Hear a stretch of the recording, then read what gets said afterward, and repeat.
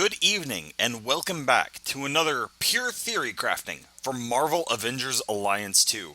Now today was all about going back to the roots of Pure Theory Crafting and doing videos for two characters that I don't have at level 30, that I have not personally playtested.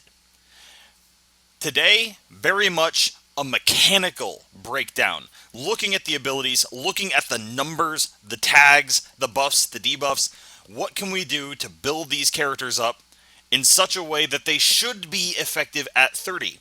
Now, I've already gotten some feedback over on the Reddit due to, I was going to say a few, but let's be honest here, a lot of technical issues with this video the first couple times through. This is like the 5th or 6th time that I've actually recorded it. And so I've had the chance to really kind of get some kickback from some other people, and I'm going to include that in the video. They've been able to confirm things that I couldn't the first time through. So, Gamora is something or other of the current queen of bleeding. She is, right now, probably the best user of the bleeding debuff in the game. There are others who can make use of it. There are others who, even if they don't stack it themselves, they definitely trigger it. But Gamora stacks it and spreads it with a speed that nobody else can match.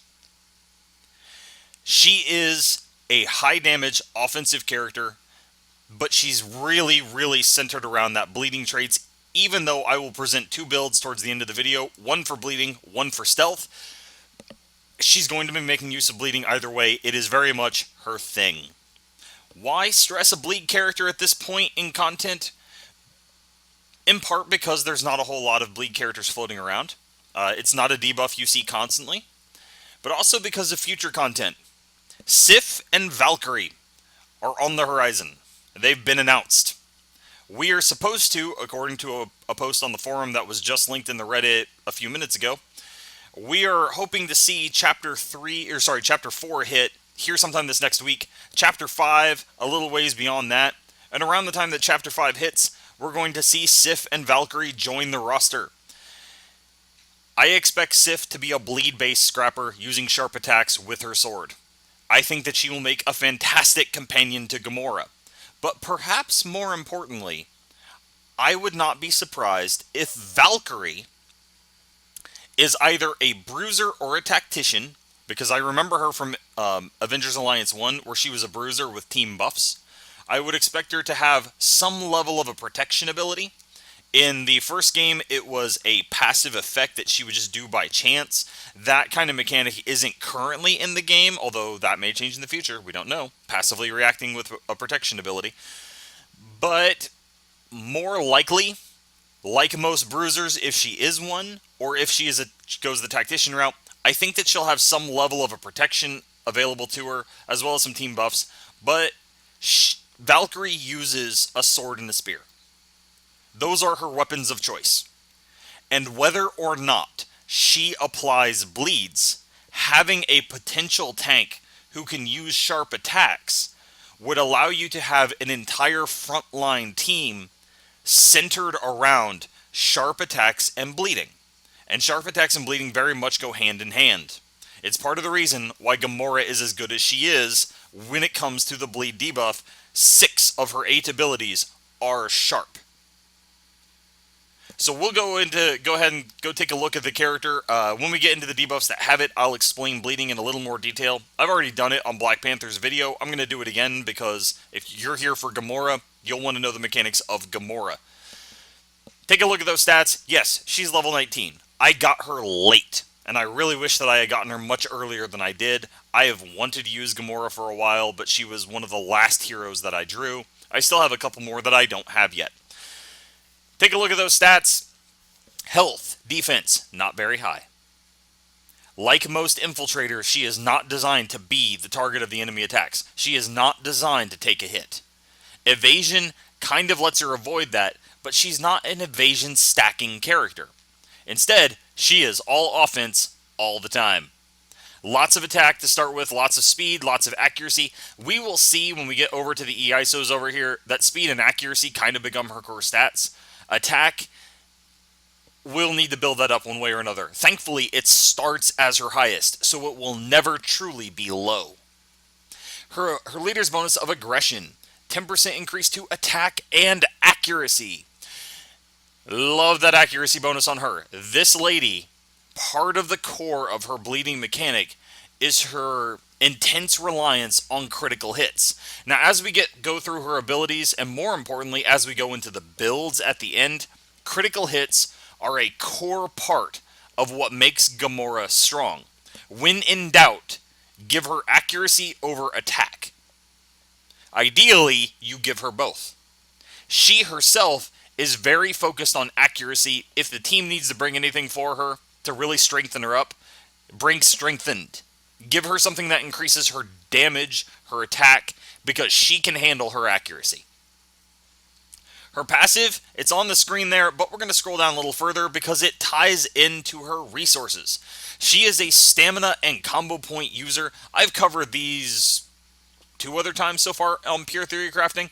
It's not an uncommon matchup. Stamina especially is probably the most common resource in the game. It regenerates at 40 per turn. That is a mathematical constant that we can use to apply to builds down the line. Towards the end of the video, I will make heavy use of that 40 regen per turn in order to give you 2 builds that are designed to flow together in such a way that we avoid the use of her tactical.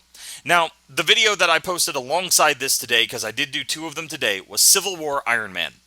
And Civil War Iron Man's video shows that he is a power user, the other really common resource.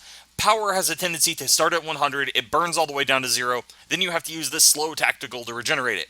Stamina doesn't work like that. That 40 per turn, and the tactical for stamina users, more often than not, is very fast. Gamora, no different. Tacticals for stamina users are really designed to be used only when necessary.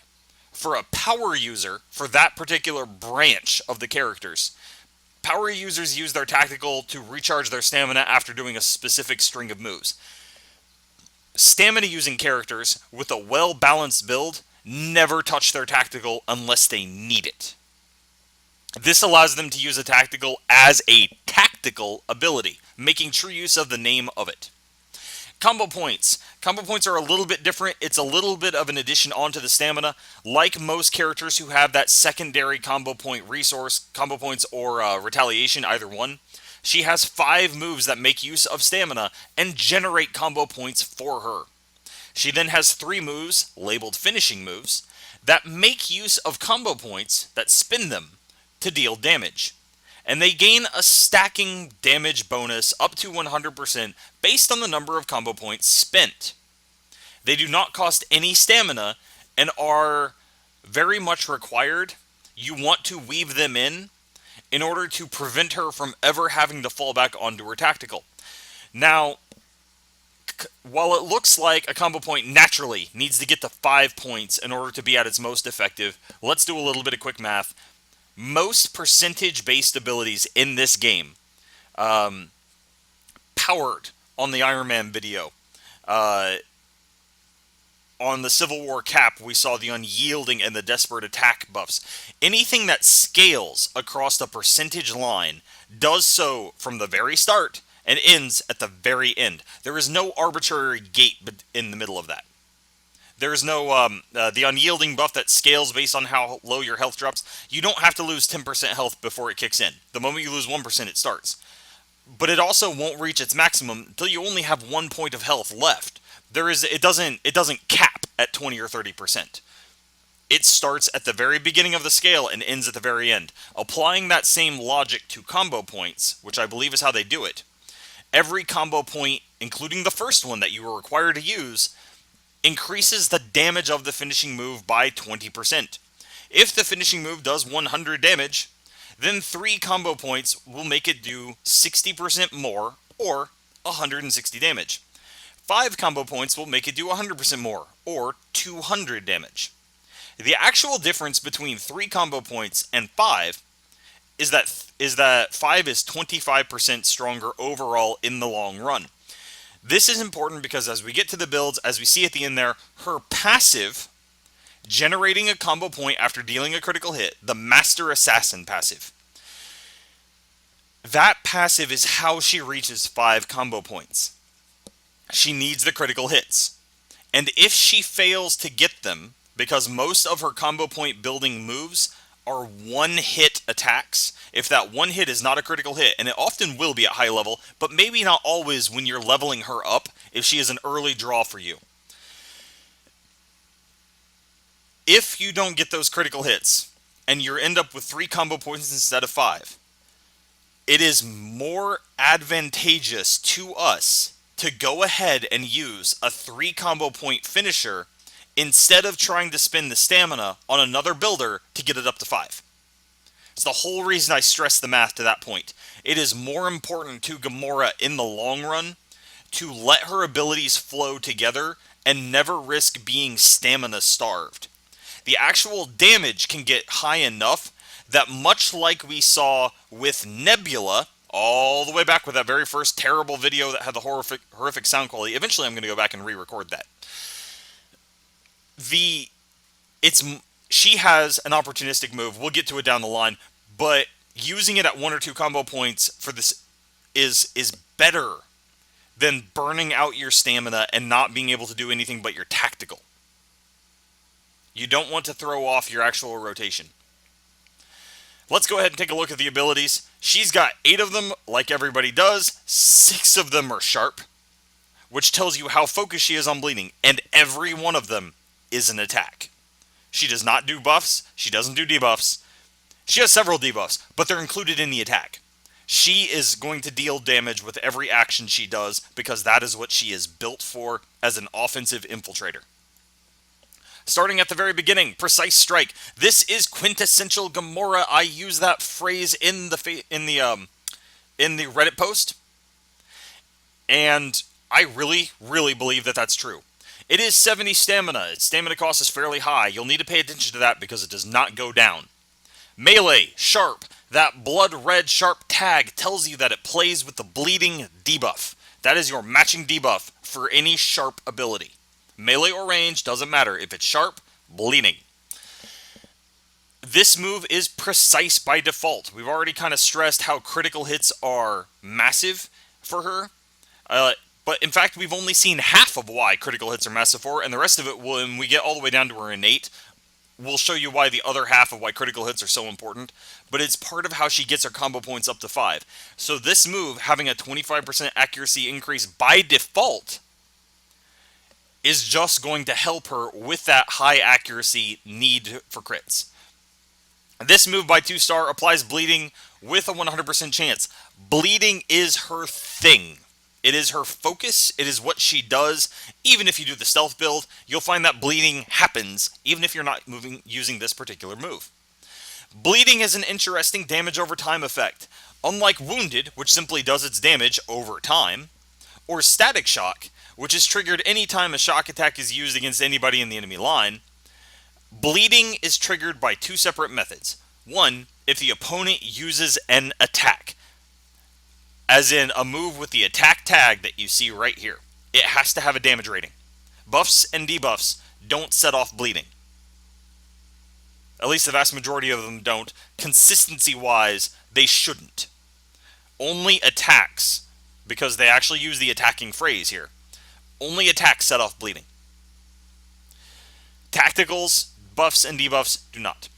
Being hit by a sharp attack, whether or not that sharp attack applies bleeding in its own right, all sharp attacks will trigger all stacks of bleeding on the target. This is the only damage over time effect currently in the game. There's a couple others that are going to be added down the line. Right now I'm still waiting. They seem to have replaced burning with wounded, but I'm waiting to see if they add any other kind of like the chilled effect or anything like that with future characters. Bleeding stacks to 3. Starts out weaker than the other damage over time effects at 1 stack. Eventually will get as strong, if not stronger, at 3, but needs to be built up to that. Right now, Gamora is the only character who can build it with any speed. Other characters can apply it. Drax and Winter Soldier and where was I going with that? Black Panther. I've already done a video on him. You would think I'd remember the name. all of them can apply bleeding, but they apply one stack at a time. Gamora, as we'll see a bit down the line, is the only character with the ability not only to apply two, but has the potential to spread it around to multiple people over the course of a single turn, and we'll figure out why as we get into the builds and the EISOs down the line here. Bleeding interacts weirdly with the susceptible debuff. We will get to that as well because she does have a move that applies it. Susceptible increases damage over time by 50%. But because bleeding stacks, instead of doing all its damage right up front like wounded or static shock does, susceptible is only as good as another stack of bleeding once you already have 2 stacks on there. If you only have 1, you're better off applying another stack of bleeding instead of susceptible. Once you have 3 stacks on there, susceptible is actually more powerful than any 1 stack of bleeding is. But you need to have bleeding already applied and building up before susceptible begins to really show its stuff. Now, I'm going to actually reference Cabethian multiple times over the course of this video because he gave back an immensely valuable amount of insight in even just a handful of paragraphs as a reply to the Reddit. He's pointed out that Gamora was the very first hero he drew, and that she has been his first 4-star, or at least one of his first 4 stars, that she is at the front of his line all the way to in-game content, and he was able to confirm several things for me. One of the comments that he's put in there is that some of her abilities like that, like susceptible, do play incredibly well with others. There's also a couple other comments in there by Pentribble and Vortex, who I've also referenced before, who've thrown out team suggestions, namely Drax. Drax applies wounded and uses sharp attacks. Drax and Gamora partner extremely well because of how susceptible helps both of them. Drax actually applies wounded instead of bleeding. He does have the ability to apply a stack of bleeding. Leave that to Gamora. She's better than he is. He can apply wounded at a rate that she can't match. And both wounded and bleeding are then increased by susceptible. So that is some tips and tricks that come from the guys over on the Reddit. I'm going to give the props to them again as we go a little bit further through the video here. But let's take a look, going a bit further down. We've already said 70 stamina. We've already said 1 combo point. That goes up to 2. The speed goes up to fast. That final damage barely squeaks past my little damage rubric. I usually say 120 damage on a fast move and I'm content. But this one needs to get the 4-star to get to that. Until then, it's 120 on a normal speed attack and isn't quite up to par. Mostly because of the precise and bleeding that still make this a very valuable move. I would still take this one all the way to 4-star. And her final build, her final put together set of attacks, Gamora is exceptionally fast. And we'll get her to that point here. Alright, that's enough rambling about the first attack. Assassinate. This is the first finishing move that Gamora gets. There's that 100% based on combo points. Melee, sharp, speed is slow. Speed is always slow by default for a finishing move. She has one way to get around that further on down the line on one of the 3. But like many characters who use combo points, the finishing moves are slow, where the rest of her attacks can get up to being pretty fast. Exploit weakness, plus 50% damage if the target has a physical debuff. Bleeding is a physical debuff. I think we can see the synergy here. It does have that blood red sharp tag. It is meant to be used with bleeding, and bleeding will increase the overall damage. It does get flanking. I view that as a bonus. I don't think it's necessarily a make or break kind of trait on the attack. It is still helpful, especially early on if you get her near the start and you need ways to get around those if you're looking for ways to get around those protecting bruisers. This move can do that by default. But again, not going to make or break it. Instead, take a look at the damage rating. 249 is the highest of her 3 finishing moves. Doesn't sound very high to people. That's okay. Like all combo moves, it's because of the multipliers. You're already taking it to 500 just off the finishing moves. Another 50% of that based on if the target has a physical debuff. And the final actual damage here at 5 combo points is closer along the lines of like 600 to 625. That makes this a powerful finishing move. In terms of raw listed on paper damage, as in if you take out all the other random variables that the other two finishing moves kind of have, this has the highest base damage regardless of any other effect. It doesn't require a crit to reach that full amount of damage. It doesn't require stealth because even though she's an infiltrator, stealth is not her focus. It's a very solid upfront damage move that I believe will actually serve you very well as you're leveling her, and will only be surpassed by other finishing moves once she is higher level. I'll point out why as we get into the E-ISOs. Another 70-point setup move, Distracting Blow. Melee, sharp, because again, that's kind of her thing. This is a normal speed move. It does go up to fast at 4-star. Take a look at that final damage. I say 120 at fast and I'm content. 160 at normal. A fast move with 200 base damage. This is not a Featherlight tap. She's going to hit them fairly hard for this. It does generate 2 combo points at 3-star. We will use this for a similar effect of what we would use Precise Strike in the other build. That 60 stamina cost, irrelevant. Because it doesn't drop it far enough to reach the next threshold. Instead, we're going to treat this like a 70 stamina move for the long-term math, but it doesn't, because that 60 stamina isn't quite far enough. Stealthy. This is the only way she can get it. This is the only move that grants her stealthy. Gamora doesn't care about stealth all that much. She has one stealth way to enter stealth. She has one stealthy maneuver finishing blow that takes advantage of it, kind of as a nod to the fact that she's an infiltrator. This move is uncounterable. It doesn't trigger any kind of free attack. Right now, that really means PvP. You're not going to see it very often in PvE, although it does pop up. Still, nice bonus, not necessary. I don't necessarily recommend Gamora as a PvP character unless you've really invested a lot into her. I think she's capable of a large amount of damage, but I don't know that PvP is where I'd want to put her. She's really, really kind of squishy.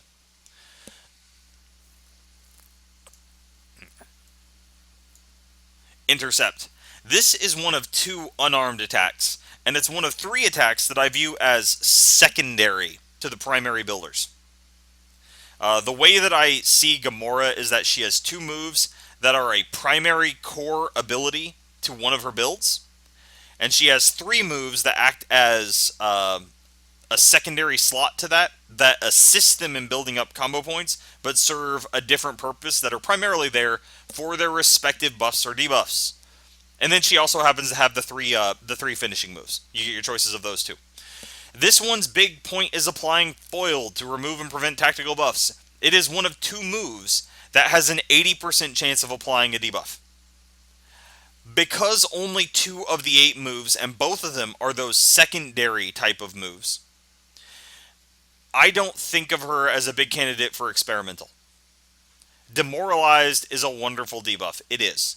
But it's not worth the sacrifice of the 2 E-ISO slots needed to get experimental in order to make this 100% chance. Because everything else she does is already at 100%. It's not a big enough increase. Now, its overall damage, really not very good. It does move up to fast, but it's well below the 120 threshold that I like to see. Therefore, and at the 25 stamina, it is less than 40. You do technically gain 15 for the round, but we'll see in the final bits of math that that's not really a big deal for her. The big thing with this particular move is Foiled. Bring it if you know you're going to need it, but not unless then.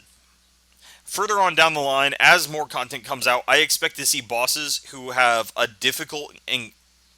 some kind of a difficulty trick to their encounter, some kind of a gimmick or a mechanic that we're going to need to remove a certain type of buff, or even maybe more than one, in order to weaken them enough to effectively kill them. And we need that. We need to have bosses with that kind of a mechanic to it, so that there remains some kind of challenge to in-game players, or people will lose interest. So this move, while it may not be very big right now, we may, in the future, for specific fights, find that we want to slot this into that 3rd slot, and it's not a bad use when you do. It is a fast move, it does give us a combo point, why not? Remember that every one of these that are giving us 2 combo points or 1, doesn't matter. If you land a crit, you're getting an extra one. And that's how she'll get to 5. Now, let's take a look at Gut Shot. Melee, sharp. Goes up to fast. Again, if it's not a finishing move, she's a fast attacker. This starts at 70. That's bad for us. It drops to 50. That's the threshold we want.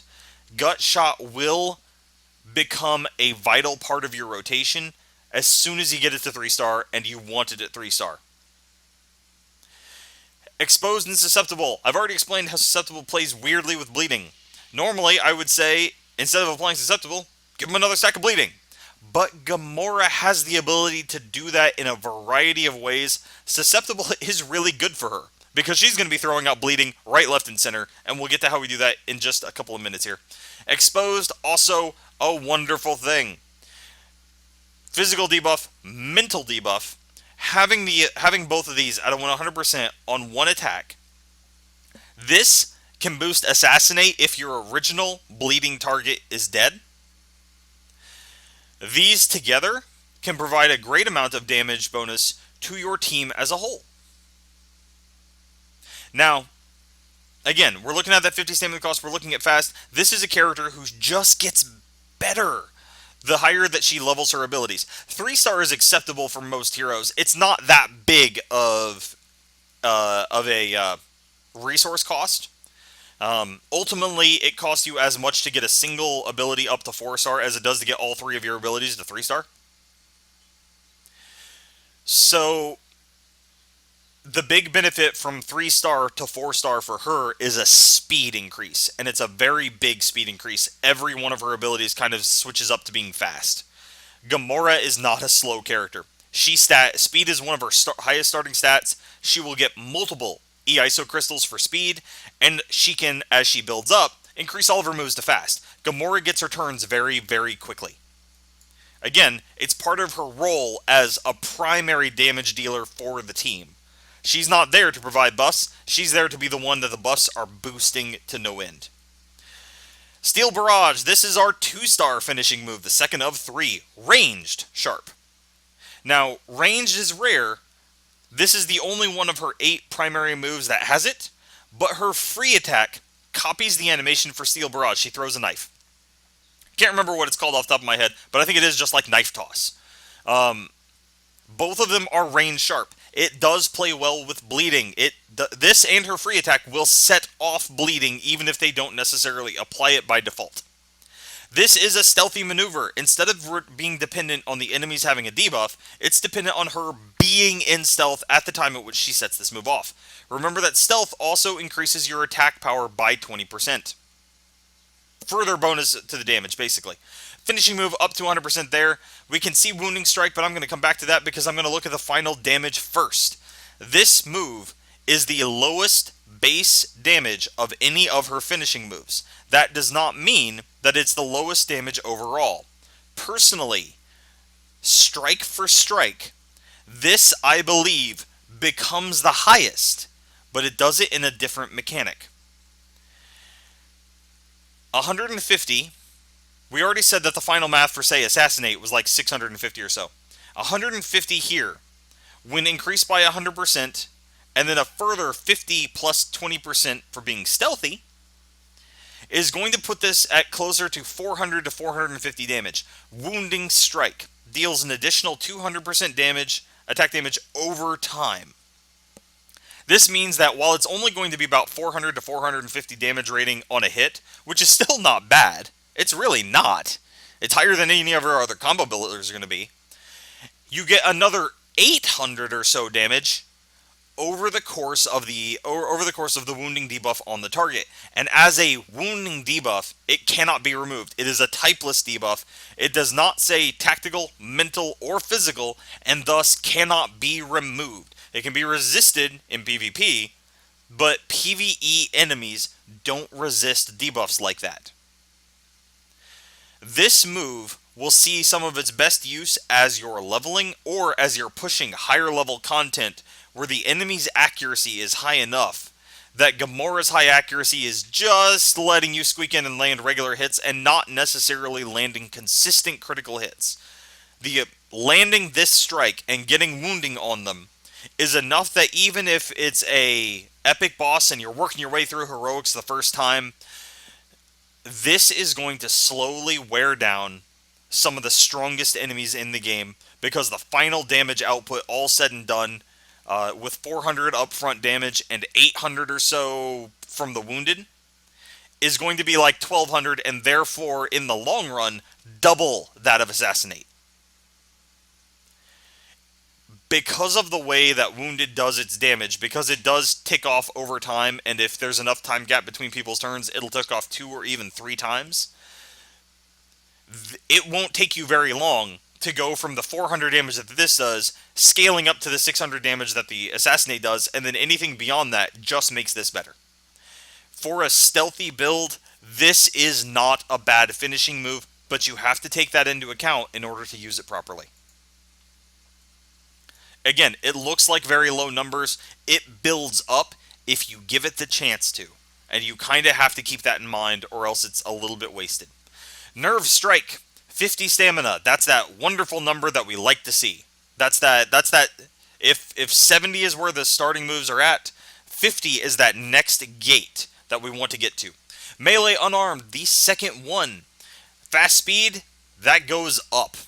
This actually becomes a very fast move. 120 is acceptable for a fast speed move. 120 for very fast is above average. And it's 2 combo points. I will use this for one of the builds, and I will make use of that 2 combo points when paired with the other move in it to give her 4 guaranteed combo points, and all it takes is either one of them critting in order to get that 5th combo point she needs to fully set off a finishing move. This is how she'll do it. This move is her only true buff. It is focused. It is the only true buff she really cares about. Rampaging, always good. Somebody else needs to give it to her. She's not going to do it on her own. Focused is a beautiful buff for her because it gives her an increased chance of those critical hits that are so central to her. Now, it does have Necrosis, and this is the other 80% debuff. Yeah, I still don't think experimental. I don't think that Necrosis and Demoralized are so important against a single target that you need to use the experimental set in order to get that up to 100%.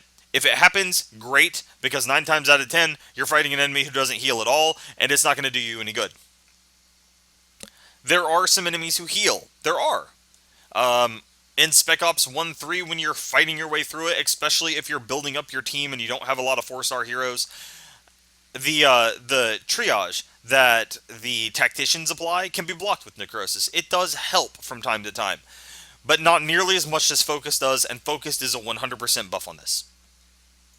Let's take a look at that last ability, her 3-star, her final finishing move, Execute.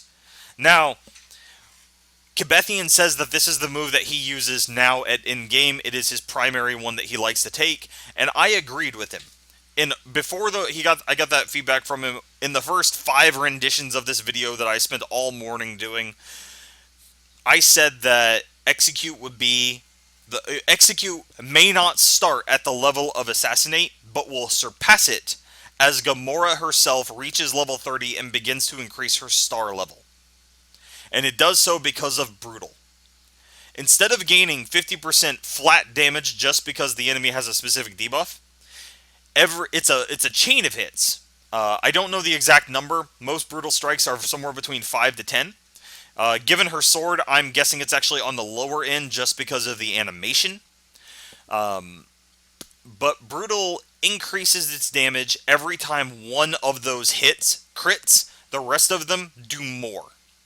And if enough of them crit, it will surpass the 50% damage.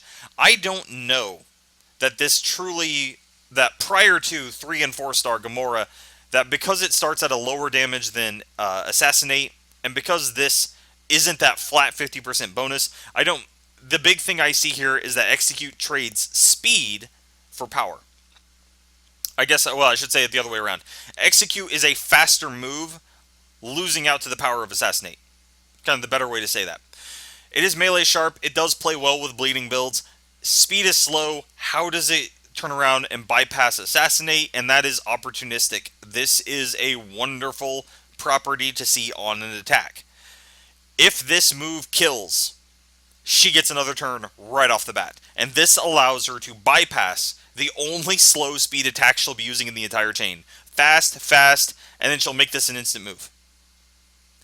Done in a full chain, where you're aiming for the 5 combo points, your overall speed will be fast, fast, instant fast, fast, instant fast, fast, instant fast.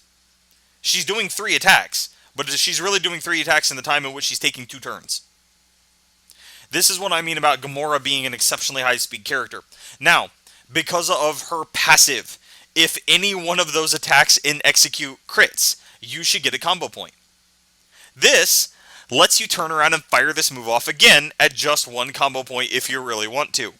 This can be used especially at lower level or lower difficulty waves to basically pull a miniature version of what Angela does with her opportunistic slash. That she can chain one opportunistic attack back and forth to clear waves quickly.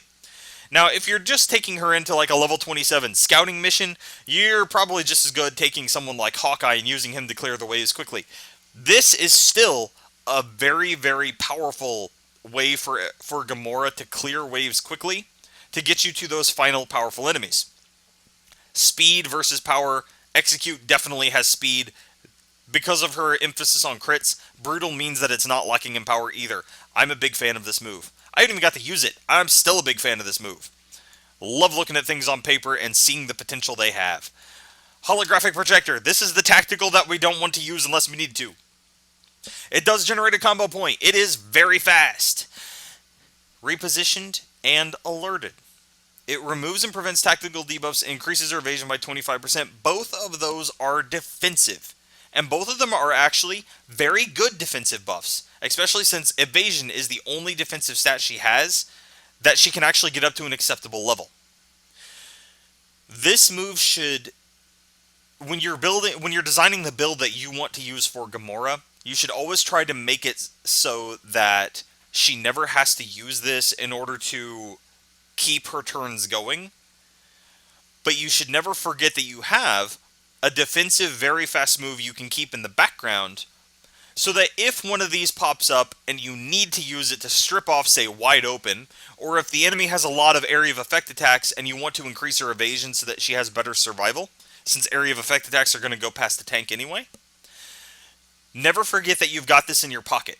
The 2 builds I will present here in just a few minutes after we go over the EISOs are designed so that you never have to use this, but that doesn't mean that you never should. It's definitely got its uses. Her innate. This is why she is the ultimate queen of bleeding right now. All critical attacks will apply a stack of bleeding. This is the other half of why critical attacks are such a big part of Gamora's playstyle. Augmented Physiology is an impressive innate, and it pairs with her passive. They work in tandem. As soon as you get a critical hit, you get a combo point, and they start bleeding. This, and I have this confirmed, this was something that I wasn't sure of initially, but that Kebethian actually came on and confirmed for me. Props to him for this. Her passive and her innate, kick in whenever she lands a crit, regardless of the source of that crit. That includes her finishing blows. That does mean that, say, Precise Strike over here, which grants 1 stack of bleeding automatically, will grant you a second stack of bleeding and 3 combo points. It's why we'll use this as an opener here in just a second. This is the only way that I know of in the game right now to apply 2 stacks of bleeding with a single attack. And only Gamora is capable of it. Perhaps more importantly, as we go into the ISOs, free attacks. Free attacks on a critical hit. Kebethian confirms because he does it himself. Free attacks will give her an extra combo point and apply bleeding to the enemy they hit. As we look at her EISO slots, first we'll go over stats and we'll do the color stuff, but keep that in mind as we start looking at sets. Now, take a look at the order in which these unlock. She has 3 accuracy, 3 white speed slots, and 2 purple evasion. She gets the evasion at level 10. Starting right off the bat and at level 10, she gets her evasion right at the start. This is because in the early game, you may not necessarily have a true tank, and Gamora needs that. She is fragile. So build her evasion early, but in the late game, if you've got a solid tank and you're not too worried about the amount of damage she's taking, those slots are good candidates for chaotic to bring up her offensive stats.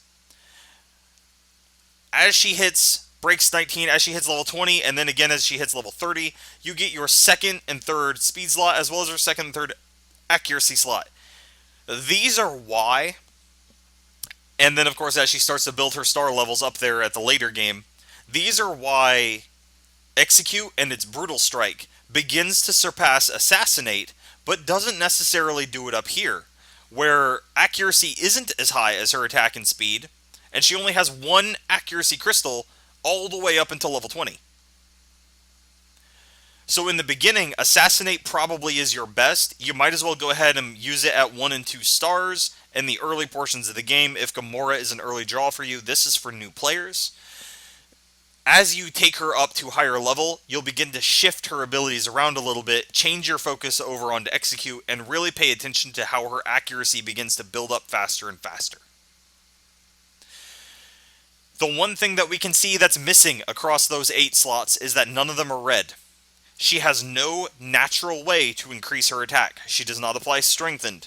She does not apply Rampaging. She does have, between her free attack and Steel Barrage, she does have 2 range attacks, but she can't apply Sharpshooting either.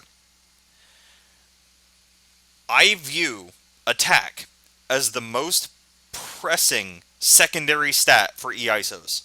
Make this one an attack accuracy. Make this evasion attack. Make this speed attack. Then start doing this again. Accuracy on these will be the primary stat because they're yellow. Look for attack as the first secondary stat. These may be speed, but even though she's a crit-based character, don't look for accuracy as the primary, or sorry, well, okay, not primary, as the first secondary stat, because obviously the primary here is speed because they're white. Look at the attack as your secondary stat of choice in as many places as you can get. Now, as you start getting better and better crystals, 3 and 4 star crystals, look for this to have speed and attack. Doesn't matter what the rest of them are. Look for it to have speed and attack. Look for this to have attack and accuracy. Doesn't matter what the rest of them are. Look for it to have those offensive 3. It's why 3-star crystals are considered kind of like once you're there, you're good. Anything else is icing on the cake. In PvE, because I've already said I don't want to use Gamora in PvP, not like the Civil War Iron Man where I actually gave a PvP build for him, I really don't want to use Gamora in PvP. I'm sure that it's possible to use her there, but she doesn't fit my playstyle in that manner. I view her as too squishy and want to put her behind a tank. So don't worry about whether or not it has health, evasion, or defense. If it does, that's fantastic. If not, that's okay, as long as it has attack, speed, and accuracy. Especially attack, it's the only way to bring it up. Set bonuses. Now, I've already said experimental's not good. I've already said why experimental's not good. I'm leaving that to the side. I am going to stress coordinated. I have a lot of characters that I've done this for where I've said, don't give him coordinated, it breaks his routine. Don't give him coordinated, it's not good enough. Don't give him coordinated, it doesn't help. For Gamora, if you're running a bleed build, even if you're not necessarily running a bleed build, coordinated is amazing. Because it grants her bonus combo points and applies bleeding, this makes her free attack, from a utility standpoint, better than almost anybody else's in the game. Even if the damage isn't as high as other characters on their free attacks, what it does to help her for the damage she deals in her turn is absolutely unreal. And it's the closest thing to an area of effect bleeding that anybody in the game can do right now. The ability to spread bleed along the entire enemy line while she's still in the middle of building up to kill that first primary target, that's impressive. It's wonderful. And again, thanks to Kebethian for confirming that it does in fact do it, because I wasn't sure if it would or not, and I really, really hope that it would. The fact that it does just makes her better. Now, if you're going to run her stealth build, and I will present a stealth build for her, coordinated is something of a mixed bag, because you are not nearly as dependent on the bleeding debuff. In fact, in that build, we're actually going to use an unarmed attack that wouldn't set it off anyway. But also because in the stealth build, obviously, being a stealth build, you don't want to break stealth at the wrong time. She only has one way to enter it. Kebethian says he runs Veiled on the bleeding build. He uses the same bleeding build that I put together on paper, which makes me very happy because it lets me know that it works. But in the stealth build, I wouldn't use Veiled. Because she only has one stealthy maneuver finishing move, it's okay to use it as your other option in the bleeding build, because it's a damage bonus and a little bit of protection at the start of the round. That's what Kebethian says he uses it for, and I totally support him in that. I have my own preference in that I would prefer Rejuvenating for her, for that last slot, because Coordinated is taking up 6 of them. I would personally prefer Rejuvenating, but that is totally a personal preference. Veiled, a great defensive set if she's running Bleeding. Stealthy, probably not the case, because her stealthy maneuver requires combo points. And in order to get those combo points, you'd have to break the stealth from Veiled, and then you'd find yourself with the revealed status on her before you actually got around to the stealthy maneuver. It throws the whole thing off. Don't use Veiled if you're going to run the stealthy build. And that stealthy build is really meant for like maybe mid-game when you're trying to take it on enemies that are higher level than you, and you haven't quite gotten all 3 of the accuracy slots, so she's not stacking accuracy the way other characters do. Gamora does start at 1 star, not 2 or 3. Not to say that she's bad, not to say that she won't end up the same way that others do, because everybody ends up at 4 star together. But in the early and mid game, her accuracy might have trouble compared to where it will in the late game. And that's where the stealth build kicks in. I personally think that in the long run, in the first versions of the videos, I said that if Coordinated worked the way that I thought it would cause her bleeding build to leap past her stealth build. And with Kebethian's input, I'm standing by that. I believe that of the 2 builds I'm going to present, the bleeding build becomes the most powerful as she gets to high level and can actually equip the Coordinated set. Because right now, I can't do it anyway. But as she gets past level 20 and begins to stack that accuracy, bleeding becomes better than her stealth build. Now, for defensive stats, Kebethian says that he uses Veiled. I would actually give her Rejuvenating. And I would do that because my tank is fairly fast. So there's less likely of a chance that she's going to be killed in the opening round of combat. Still, a distinct possibility, make no mistake on that. Kebethian uses Veiled so that if the tank has an unlucky bad turn, then, it gives her a chance to survive until they can pop out and actually get Protect up and running. Because that's very rarely an issue for me, I would rather give her Rejuvenating, and I do so because I am terrified of damage over time effects on low health characters. It rips them apart, and she has no real way to build up her health. If we're prioritizing offensive stats here, then health is like a tertiary stat for her. She has no green EISO slot, she has no blue EISO slots. So things like Wounded rip right through her. On the same note, Barricading, not bad if your tank is having some issues, or if your tank dies. Barricading is a way to buy her time for the tank to kind of get back running again by giving her a shield at half health, but Barricading doesn't help you against damage over time effects. They go right through it. And damage over time is primarily applied through area of effect. It can be applied through single target, but the way that it tends to wear down your team is when things like you're fighting the Hydra blasters who have the flamethrowers and they set off and they put wounding on your entire team. That can do a lot of damage to Gamora. And Rejuvenating is a good way to minimize that. Same for the Indomitable set that lets you resist debuffs. Similar trick. But I like Rejuvenating for recovering from the random area of effect. Kebethian says that he likes Veiled for the extra defense and the extra little bit of damage at the opener of each round. And I leave that up to personal taste. If you're going to do the bleeding build, you're going to really want Coordinated. And so that 2 extra slots you have for defensive, I leave that up to personal taste. I really do. That's totally viable. She can use a couple of them pretty well. The one that she will not use is impenetrable. Reduce 50% above 90% health. Her health pool and her defense are not very high. It's not going to last you very long at all. She's just not tough enough to really make use of the impenetrable set. Of all the defensive sets, that's the one I would leave to the side. But that kind of goes over those.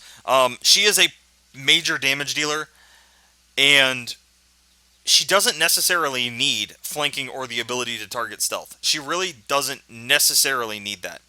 If the round slows for a bit because one of the enemies goes stealthy, then it kind of happens that way. They're more useful in PvP right now. I still wouldn't take Gamora into PvP.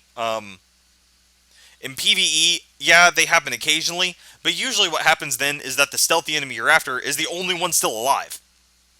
And there's other ways to get around that. Go ahead and give other characters the ability to bypass it one way or another, or aim for the occasion, bring along an area of effect character. And push come to shove, don't be afraid to swap Gamora out. To my knowledge, she doesn't have any of the crippling bugs that are occurring for other characters. Insight users especially have a massive amount of problems in the back line because their insight bar continues to fill. This is one of the primary bugs on Agent 13 and Age of Ultron Black Widow. That an insight user who goes to the back row, if their insight bar fills to 100, it is now glitched for the rest of the fight. You bring them back to the front, and they'll never get a bonus turn again. It doesn't freeze their insight bar when they go to the back like it does for other resources. Gamora, she can sit in the back, and that's okay. If you need to swap out for someone who can kill a stealthy character pretty fast, go ahead and do so, and then just bring her back right afterwards. She's going to keep all of her other buffs and debuffs. Not a problem. Don't be afraid to use your entire team of 5, not just 3. Now, let's go back, let's look at builds, and then I'll give some parting thoughts and what I look for in the future with Gamora, and why I intend to go ahead and build her up now, because my core 3, 2 of them are at 4-star, one of them is only like 1,000 or 2 AP away beyond where I'm at right now, so they'll all be at 4-star pretty soon, and that'll give me a lot of leeway to build up characters like Gamora for the back line, because I don't have a powerful infiltrator right now, and I want her to be one. Looking at builds, I'm going to go ahead and do the stealth build. This is one I believe will work better at early and mid game, and then kind of falls to the wayside further on. You're going to start, ideally, with a Nerve Strike, and you're going to do so because you want to manage when she goes into stealth. We're going to do this because in the early and mid-game, you can't guarantee that somebody else is going to give her focused. If they do, starting Hawkeye can do this. Marvel Now Hawkeye can give the team focused. If so, then this becomes optional and you can swap it for another ability. But for right now, not counting on the rest of your team, this move is going to be our opener because it's going to give us 2 combo points. If it crits, that's great. We get 3. Not necessarily that important for the stealth build. Because it's already going to give us 2, it's going to do that wonderful 50 stamina, and it's going to give us focused. Even early on, it's fast. And if you do try to use this at higher level, it does go up to very fast. By that point, you probably will have swapped out for a bleeding build for her. But even then, it's fast from the start, already at 50 stamina, and hits its 2 combo points at the very cheap 3-star upgrade. This is totally an affordable thing as opposed to 4-star, which needs some real investment. That makes this a good opener. Now, if your team can apply focus, you can go ahead and swap out to Gut Shot for Susceptible because it helps with the final attack on this. But let's go ahead and say Nerve Shot is the primary opener, Gut Shot if somebody else can give you focused in there. Your second attack, this is the core of it, Distracting Blow. 70 stamina cost, it does drop to 60, we don't care about that, we're going to look at its stamina because it doesn't drop down to 50. Melee Sharp, if she's landed a crit with that opening shot and they happen to have bleeding on them, this will set it off, but this build doesn't necessarily care about bleeds the same way that the bleeding build will. This applies Stealthy, which is why you want to use it second, so that you are in stealth and ready for your final attack. This does grant 2 combo points. Nerve Strike granted 2 combo points. If either one of them was a critical hit and this one is benefiting from focused, you'll have 5 and you'll be ready for Steel Barrage. This move can be aimed at anybody you like, because it's not dependent on debuffs, only dependent on you being in stealth.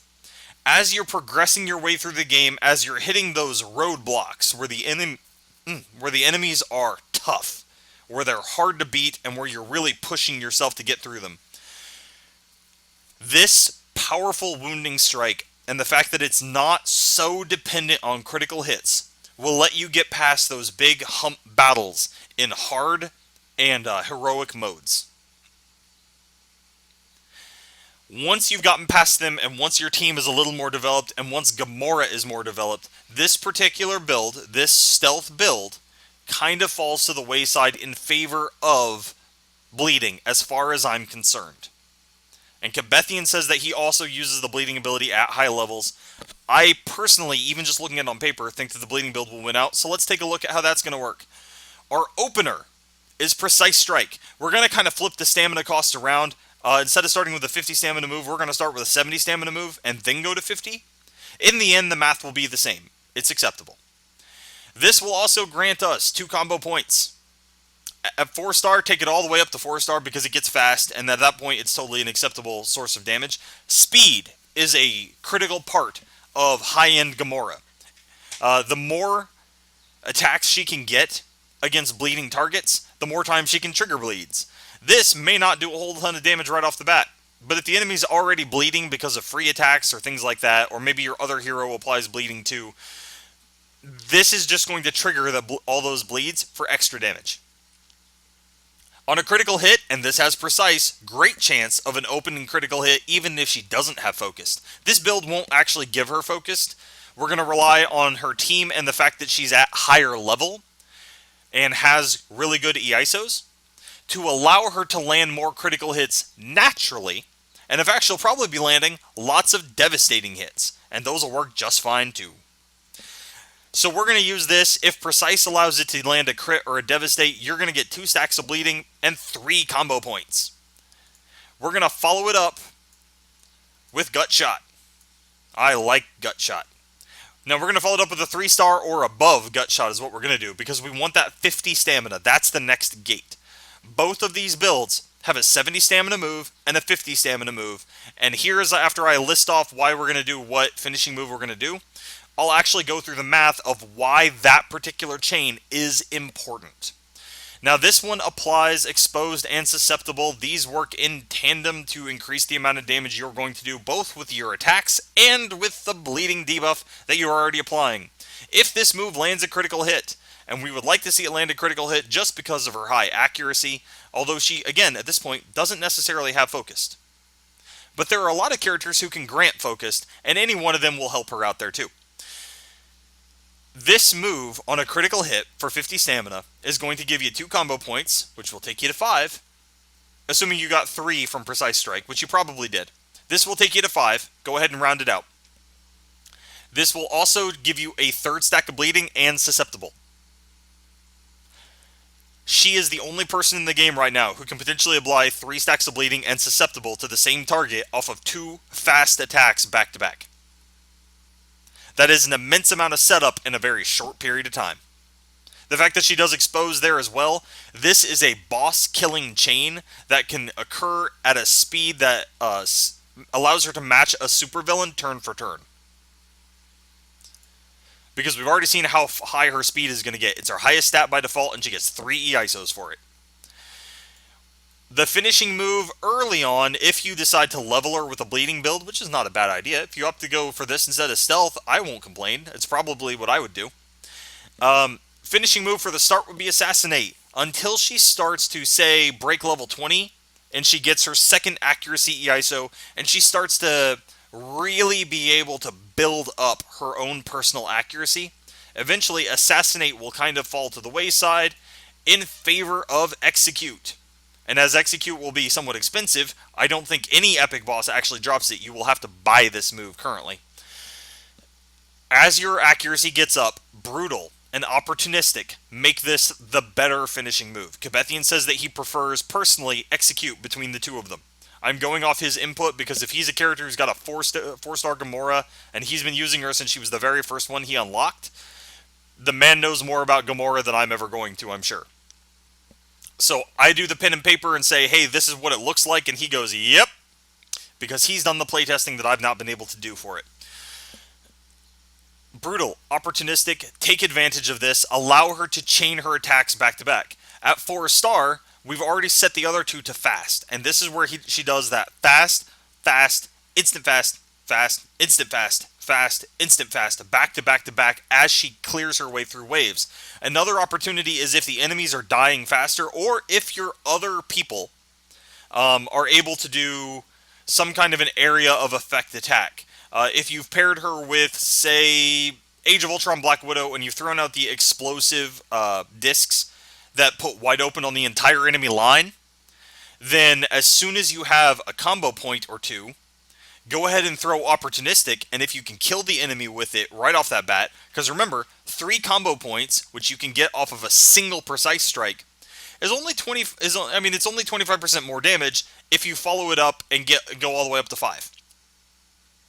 It is possible if the enemies are weaker to go ahead and spam chain your opportunistic, because as soon as any of the hits, because this is brutal, so we know it's a chain, if any of those are a crit, she's getting another combo point. And that lets her use this again at 1 combo point to hit the next target, and to chain her way one after another through the enemy line. And this lets her clear waves faster than most other characters are going to do by eliminating her downtime. In those two builds, the stealth build where we start with Nerve Strike, go to Distracting Blow, and then finish it off with Steel Barrage, or the Bleeding build where we start with Precise Strike, go to Gut Shot, and then finish it with your choice of Assassinate or Execute. Both of them use the same set of mechanics across the 3. One move is at 70 energy, one is at 50, and one is free but requires combo points. Let's do a little bit of talking on the math of this. Stamina starts at 100 and regenerates 40 at the start of every one of your actions.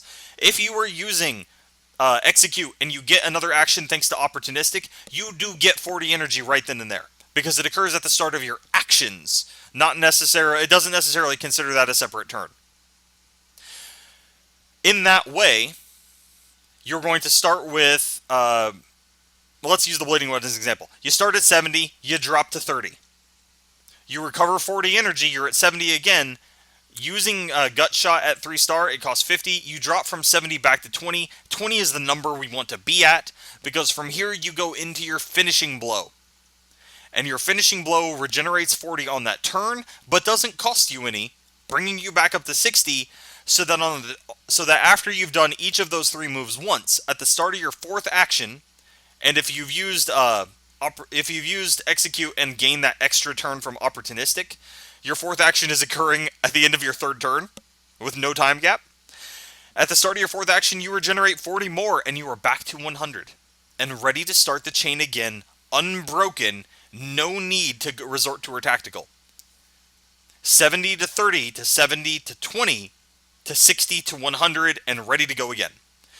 If you're doing the stealth build, it kind of starts a little bit in reverse, but the overall math ends up the same. You start at 100, you drop back by 50, you go back up to 90, you drop down to 20, there you're at the 20 again, you do the finishing move, and you go to 60, then to 100, and you're ready for another round of it. This is... Looking at the math and looking at the regeneration of a stamina chain, that is how we make sure that her tactical stays tactical and is only necessary when we need to use the defensive buffs on it and not to regenerate stamina. So my final thoughts on Gamora going forward. Currently the Queen of Bleeding, even with Sif being added, that is unlikely to change. The best way that Sif could challenge her for that title is with an area of effect attack. The ability to apply bleeding to an entire enemy line deliberately. And if you get that, if she has that, put her side by side with Gamora. My prediction is that Sif will be a bleed, sharp based scrapper, much like she was in Marvel Avengers Alliance 1. She is not a stealthy character. She's really not. She's very much upfront and in your face. But her mastery of the sword and her tendency to be right up there to challenge them That is part and parcel to being Sif. And I would like to see her come in as a scrapper. I would like to see her making heavy use of her blade. She is a swordswoman. She is a swords mistress. She is amazing with it. That is one of her big claims to fame. So bring her in as a sharp and bleed based character. Let her work right alongside Gamora. Drax works too, and will definitely work until then. Drax will set off bleeding with sharp attacks, but is actually more focused on applying wounded. Having Gamora able to apply susceptible allows Drax to get more out of the wounded that he does, and Drax can apply wounded off his free attack automatically, where Gamora can apply bleeding off her free attack if it crits because of her innate. This allows you to spread debuffs around the enemy team, where susceptible makes them then take even more damage, and it raises the value of susceptible by having 2 damage over time effects working in tandem. I want to see something similar with Sif. I want to see her being a heavy bleed user so that we can put her in there alongside Gamora and have an infiltrator and a scrapper. And Valkyrie, I want to see her a sharp user.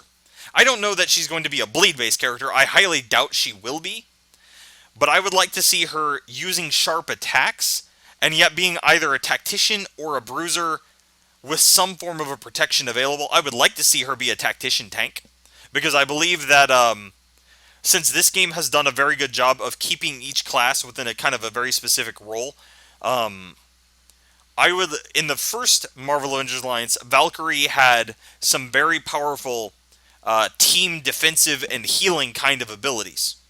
I would like to see her keep those, and while those are to an extent the territory of the Bruiser in terms of the protection aspect of it, the ability to heal and protect at the same time really to me screams tactician. I would like to see Valkyrie be either a tactician or a bruiser. Either one is fine as long as she can protect, because then you could put her with Gamora and Sif, or Drax in place of Sif, your choice, and not have any duplicate classes. You could have a bleeding, sharp, possibly wounding based line of 3, no duplicate classes, and my guess is there will be a great amount of offensive team synergy right there. But that's for the future. Go ahead and use Gamora now. If you're going to use her now, Drax is a great partner for her. Black Panther is a good partner for her. Her ability to spread bleeding assists the amount of damage that he can do.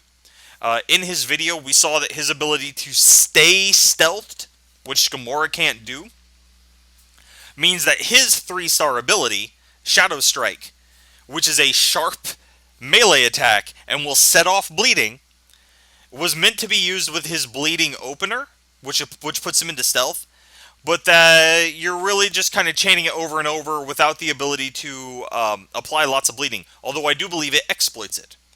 Gamora can bring that to the table and work alongside Black Panther a lot like she does Drax. If you're willing to take 2 infiltrators, you will probably see Gamora using coordinators to throw lots and lots of bleeds all over everybody, and then Black Panther, who won't be because he's focused on his stealth, using the Veiled EISO to launch ridiculously high-powered shadow strikes, and everybody whose Gamora's free attack is applied to bleed on will just die before his shadow strike. And the 2 of them can work in tandem to clear waves exceptionally fast. That is a pen and paper theory for me. That is a prediction, not necessarily something that I've tested, but that's what pure theory crafting is all about. We look at the combinations that work on paper and we say, I like this idea, let's go test it out. My thanks again to the guys who've already replied, even just within an hour or 2 of me doing the posts, because they made this video much better through the ability to confirm things that were simply conjecture prior to this. Now, I have been asked why I haven't done Age of Ultron Black Widow yet. I'm going to add her to the list. She might well be the very next hero that I do, because she's one of my only 2 4-star characters. My other one is Moon Knight. We've already done the video for him. So, look forward to an Age of Ultron Black Widow in the next few days. Tomorrow, probably not. I'm going to be busy all day between work and a family birthday. But Sunday could be different. Sunday there may be another video. Until then, until I pop up here again with a completely random video that's not expected in any way, shape, or form, because evidently I'm good at that, even if I tell you what it is. This is I, Hoagland. Hopefully this video works, and this will be the last time I have to do this. I'm out.